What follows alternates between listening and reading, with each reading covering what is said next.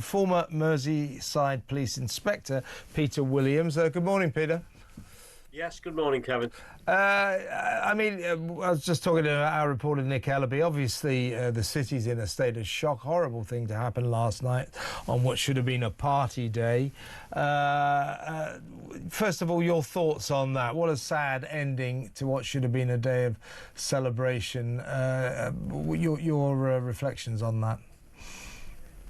Well, very much so. I mean, Nick has just said that he estimates the numbers near 1 million people in the city centre, and I live on the outskirts, and I was sort of early-ish yesterday morning. I was on the M62, which comes into Liverpool. I live not far from there, and then the traffic even then was nose to tail, so it was obvious that there's going to be heavy concentration of people and vehicles as well.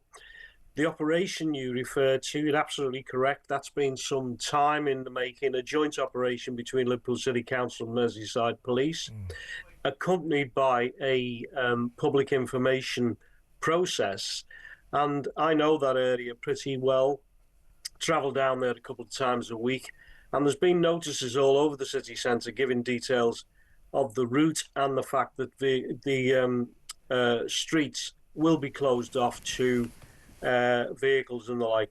So yesterday, given all that and given the scenes that we saw and was able to watch on the television, despite the weather, there was a party mood. And of course, this incident, tragic incident happened, and that actually, absolutely shocked everybody, including myself. Yeah, very sad for such a happy day to end like that. As I keep saying, it's very early days to start micro-analysing what happened, but clearly the narrative as the kind of post-mortem unfolds will be this. The big question is how was a vehicle, that people mover, able to get into the crowd on Water Street in the middle of Liverpool? I mean, from an outsider's point of view, we're saying, well, surely that should have been blocked off. How did that vehicle get in? I mean, given the history of these kind of incidents where more and more we see these tragedies where vehicles plough into crowds for nefarious reasons. So that would be the question. Why wasn't this street completely blocked off? How did that people mover get in there?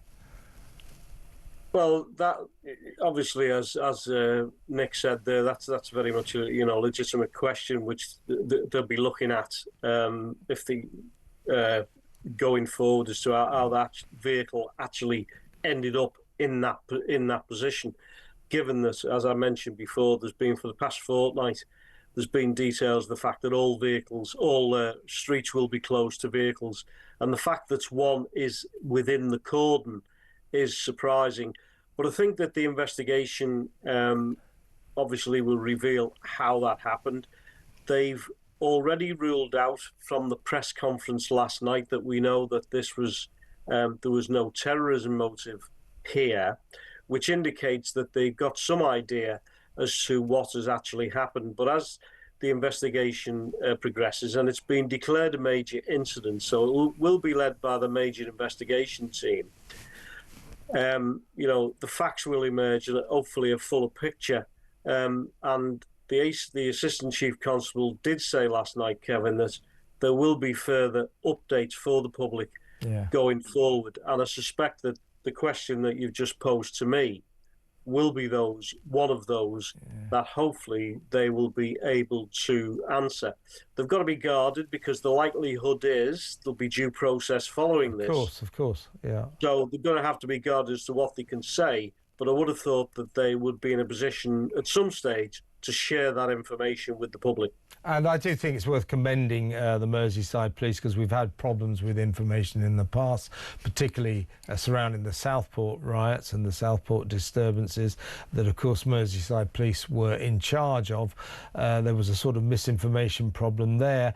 Well, fair play to Merseyside Police this time. They have really stepped up to the plate and revealed as fast as humanly possible that the person they've arrested, who they suspected was the driver, driver was a 53-year-old white guy, and they've said no question of terrorism. So I think it's good that we've got that level of transparency going on. Peter, really good to talk to you. Thank you very much for your time. Peter Williams there, former Merseyside Police Inspector. We're going to go to break now. When we come back, we're going to talk about a rising problem, yet another rising problem for this government. They've already settled up with these militant medics, giving junior doctors a big pay deal and consultants earlier on in the year. Well, now these medics, these doctors, militant resident doctors, they're launching a strike ballot over NHS pay, and they're calling for workouts now. I wonder just how far this Labour government can go with this lot. Labour's, their knee-jerk response to any set of workers going out on strike, public sector, give them the money. That's what these socialists do. Well, this time I don't think they're going to be able to. There may be trouble ahead, folks.